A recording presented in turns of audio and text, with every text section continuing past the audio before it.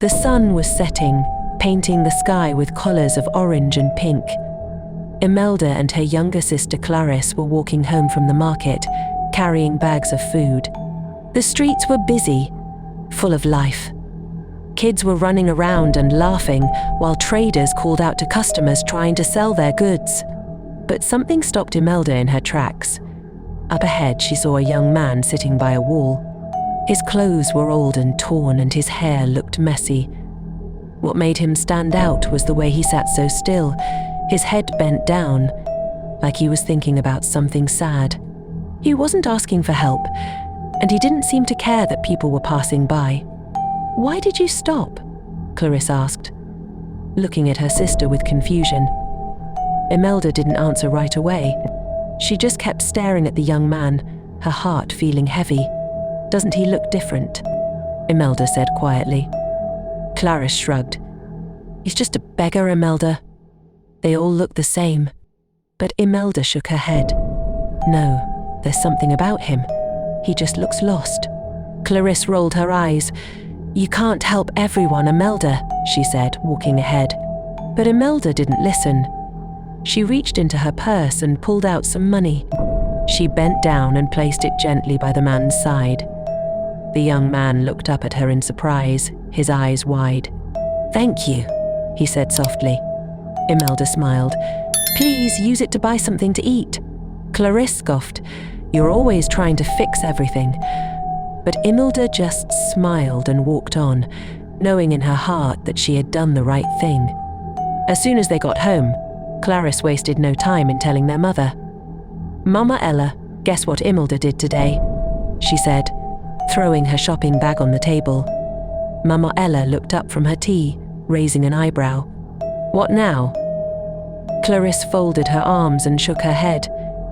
Imelda gave money to a beggar on the street like she's some kind of hero. Imelda felt her cheeks warm, but she didn't say anything. Mama Ella's face turned serious. "Imelda, how many times have I told you not to waste money on strangers? We can't just give it away like we have it to spare." Imelda kept calm, even though it hurt. "I didn't waste it. I helped someone who needed it."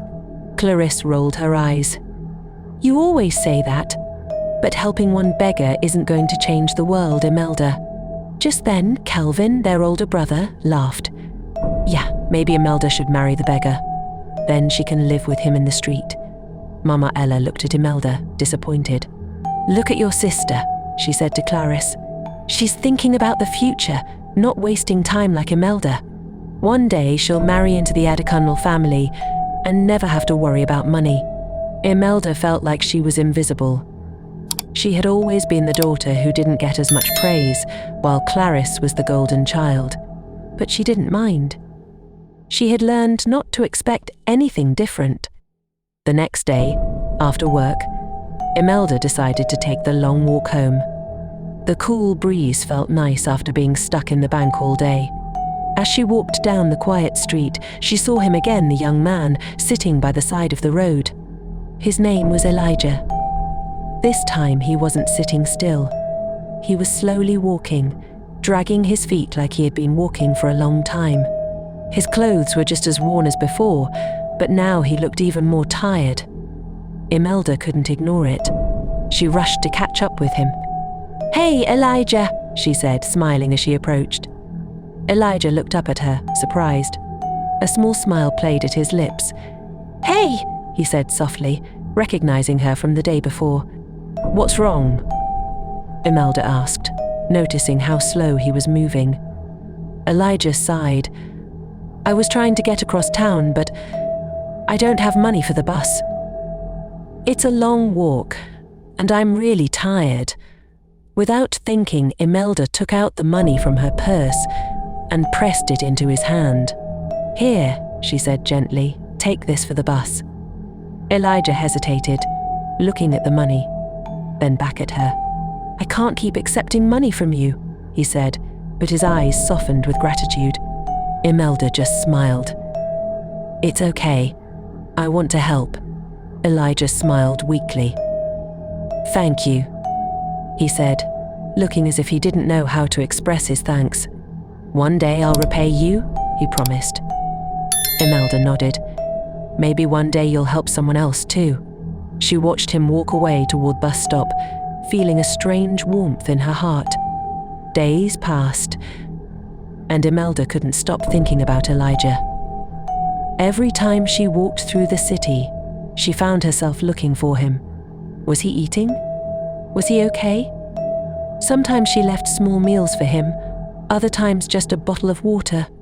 Each time they spoke, Elijah opened up a little more about his life.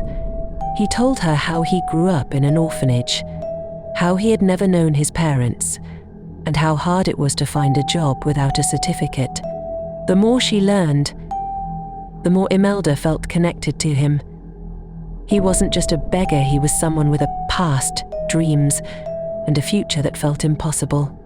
One evening, as they sat on a quiet bench, Imelda asked, "What's your biggest dream, Elijah?" He hesitated before replying, "I just want to find something that's mine. A place to belong, you know?" Imelda's heart went out to him. "You will find it," she said, believing it. But just as Elijah smiled at her, a group of young men appeared from around the corner. They looked rough, their eyes filled with anger. "You don't belong here, man," one of them sneered. Imelda's stomach turned as Elijah stood up, trying to back away. The men didn't let him. They shoved him against the wall, mocking him. Imelda felt a rush of panic. She tried to step forward, but one of the men blocked her way. "Stay out of this, lady," he growled. Imelda's heart raced, but she didn't move. Instead, she shouted, "Leave him alone." The group laughed, but Elijah's face grew pale. He didn't fight back. Why didn't he defend himself? What was going on? Just as the tension seemed unbearable, one of the men shoved Elijah to the ground, leaving him there, bloodied and bruised. Imelda ran to him, her hands shaking as she knelt beside him. "Elijah, are you okay?" she whispered, but Elijah barely reacted. This wasn't just a street fight. Something deeper, something darker was happening, and she was about to find out just how dangerous it was. Imelda's heart raced as she helped Elijah sit up, his face pale and bruised. The men had disappeared into the night, leaving nothing behind except the sound of Elijah's labored breathing. His clothes were torn, his lips split, and there was a dark bruise forming around his eye. Imelda's mind was spinning. Why hadn't he fought back? He wasn't helpless. The Elijah she knew wasn't someone who let people walk all over him. But now she was seeing a side of him she had never expected. A side that made her question everything. "Who were they?" she asked, her voice trembling as she gently touched his shoulder, helping him stand. Elijah winced but didn't answer. He just shook his head and looked down. The silence between them felt thick, like the air was holding its breath. Imelda couldn't shake the feeling that there was more to this situation than she understood. The group of men hadn't been random. They had known Elijah. But how? And why hadn't he fought back? "Who were they?" she asked, her voice trembling as she gently touched his shoulder, helping him stand. Elijah winced but didn't answer. He just shook his head and looked down. The silence between them felt thick, like the air was holding its breath. Imelda couldn't shake the feeling that there was more to this situation than she understood. The group of men hadn't been random. They had known Elijah. But how? And why hadn't he fought back? Elijah hesitated, but there was something in Imelda's voice that made him nod. "Okay," he said, his voice quieter now. She helped him to his feet and guided him down the street, her heart pounding with every step.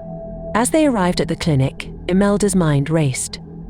What was going on with Elijah? Why hadn't he defended himself against those men? Who were they? Inside the clinic, the nurse immediately rushed to them, seeing Elijah's condition. "What happened to him?" she asked, already reaching for medical supplies. Imelda explained quickly, her voice sharp with worry. "He was attacked by some guys on the street." The nurse nodded but didn't ask any more questions, knowing she had to act quickly. As Elijah lay on the hospital bed, Imelda sat beside him, her hands clenched together in her lap. She kept stealing glances at him, trying to understand the mystery that was unfolding. Why was he so willing to let things happen to him? Why did he refuse to fight back?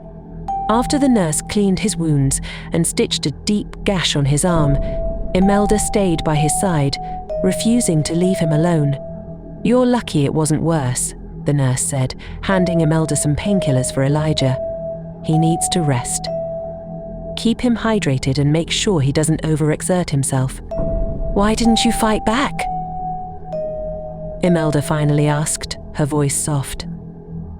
Elijah turned his head toward her, his eyes tired but filled with a sadness that made her heart ache. He sighed deeply and closed his eyes. "Because they were right," he said quietly.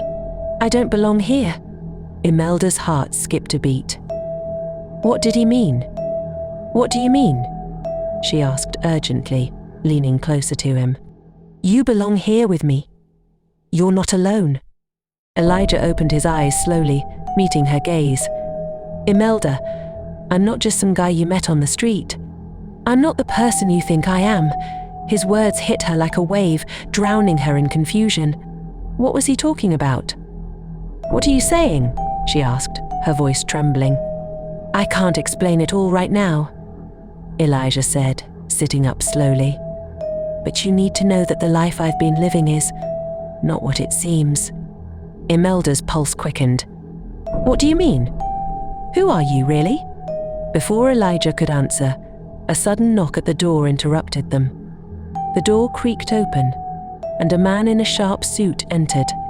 He was tall, with a serious expression. "Mr. Adekunle," the man said, nodding toward Elijah. Imelda blinked in shock. Adekunle. That name was too familiar. It was one of the wealthiest families in the city. What was Elijah's connection to them? Was he one of them? Elijah looked at Imelda, his eyes filled with a strange mix of fear and regret. "Imelda," he began softly, "there's something you need to know about me." Imelda stood frozen, the world around her spinning as Elijah's confession hit her like a ton of bricks. Her mind was racing, trying to piece everything together.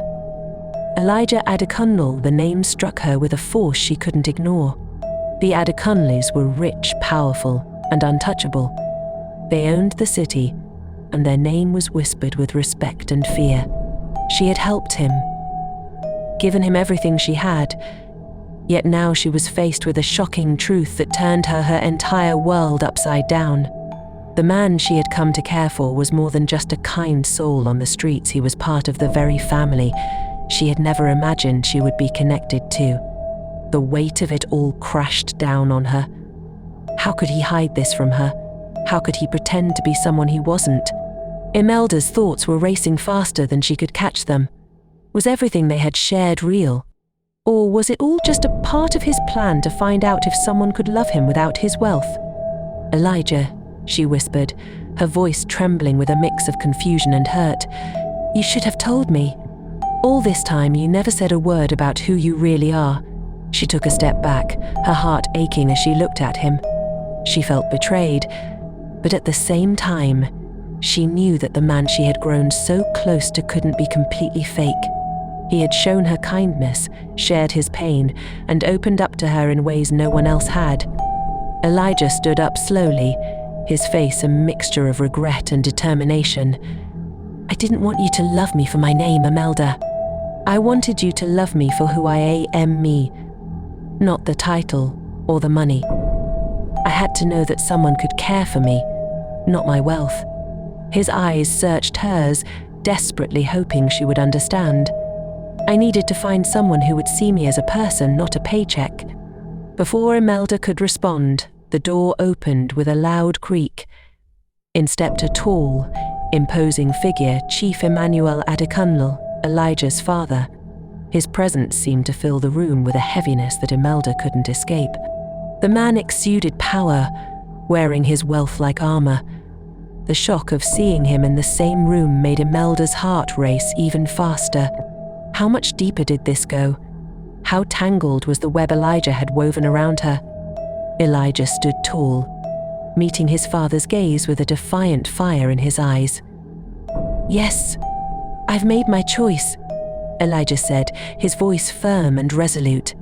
"I'm not going back to that life. I don't want what's waiting for me there." He turned to Imelda, his expression softening. "I want her." Imelda's heart skipped a beat. Elijah's father's face darkened as he looked at his son. "You're throwing away your future, your legacy, all for a street girl," he scoffed. "This is madness, Elijah." But Elijah stood his ground. "I've already decided. Imelda isn't just some girl to me. She's the one who sees me for who I really am. She doesn't care about what I have or don't have. And that's why I'm with her." Imelda felt a rush of emotions wash over her. She had never imagined a day where she would be at the center of a battle between love and power. And yet here she was, standing beside the man who had just turned down everything the world had to offer in exchange for her love. Chief Emmanuel sighed, his disappointment so heavy in the air it almost suffocated them. "You're making a mistake, Elijah. You're ruining everything." He turned and walked out of the room, leaving the heavy silence to settle between them. Imelda stepped forward, her heart full of both fear and hope. "Elijah, I don't know what to say." "This is all so much." He reached out and took her hand, holding it gently but firmly. "Imelda, don't be afraid. This is the life I want, and I want it with you." His voice was soft but filled with an intensity that Imelda had never heard before. "Together we can build something real. We can create our own future without anyone telling us who we should be." Imelda's breath caught in her throat. For the first time, she felt as though everything she had gone through, everything she had struggled with, had led her to this moment. To this man who had shown her what it meant to truly love without strings attached. She squeezed his hand, a sense of peace beginning to wash over her. "I'm with you," she whispered, her voice steady. "I'll stand by you, no matter what." And with that, they left the clinic together. As they stepped out into the world, the weight of the past seemed to lift, and for the first time in her life, Imelda felt like she was truly moving forward hand in hand with Elijah. They didn't need riches or status. They had something far more valuable, each other. Thank you for watching this video to the end. If you enjoyed this video, please take a second to hit the subscribe button, like this video and comment below where you are watching from and what you think about this story.